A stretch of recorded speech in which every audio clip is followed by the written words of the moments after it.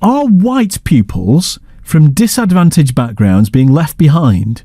And what needs to be done if they are? The reason I'm asking that question is because it's being asked at this moment by a Commons Education Committee. They're looking into whether children's lives affect their life chances, and whether white working class children in particular have some kind of issue here. What's the best way to support them and their families? Well, Claire Marie Cuthbert is the Chief Executive of the Evolve Trust, which has 3 schools in Mansfield. And Claire gave evidence to that panel of MPs yesterday. She can tell you a little bit more about what she thinks now. Hello. Good evening. Hi. So what did you say to the Commons panel? Yeah, there's a lot of evidence and a lot of research that's gone into disadvantaged and the gap between pupil premium and non-pupil premium children. My multi-academy trust serves an area in Mansfield of significant deprivation, and there is a gap between white working class pupils and other groups. In what way? What kind of gap? So COVID has really kind of accelerated the gap. So there's been a lot of time away from school due to lockdown and things like that. And whilst other groups in society have been accessing online learning, they've been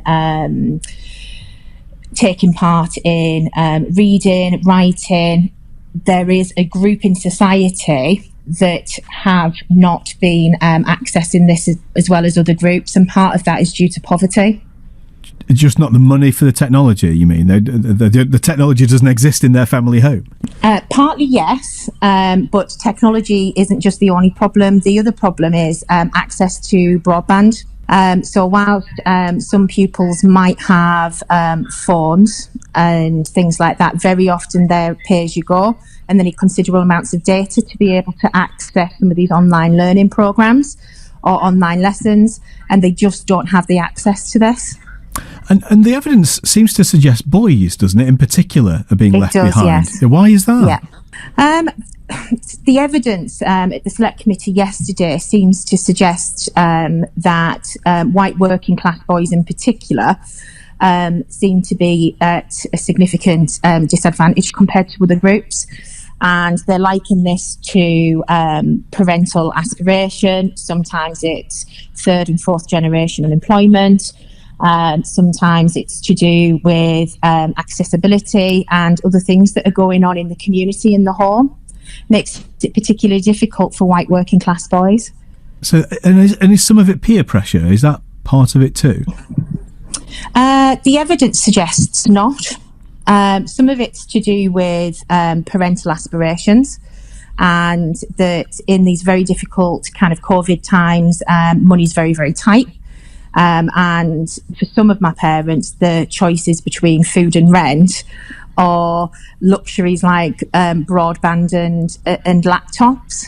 So what needs to be done? You know, how do we resolve a problem like this? You're there at the cutting edge of it. Yeah. So we do a lot of things at Evolve to try and level up the agenda. So we have a very, very active community engagement strategy. We offer level 1 and level 2 qualifications to our parents in numeracy and literacy. Very often our parents are desperate to help their children, but through no fault of their own may have had bad experiences at school. So we want to help them and re-educate them so that they are able to help their children. Other things that we do is obviously we capitalise on the government's laptop scheme. So we are able to kind of provide online learning for those children. And the curriculum that we've got as well is very problem-centred rather than a lot of learning and memorisation of facts. We do a lot of project-based learning. Okay. Claire, thank you. Claire Marie. As well, which really engages the kids. Thank you for explaining more. Claire Marie Cuthbert, Chief Executive of the Evolve Trust, which has 3 schools in Mansfield. Or not. Quick reminder of the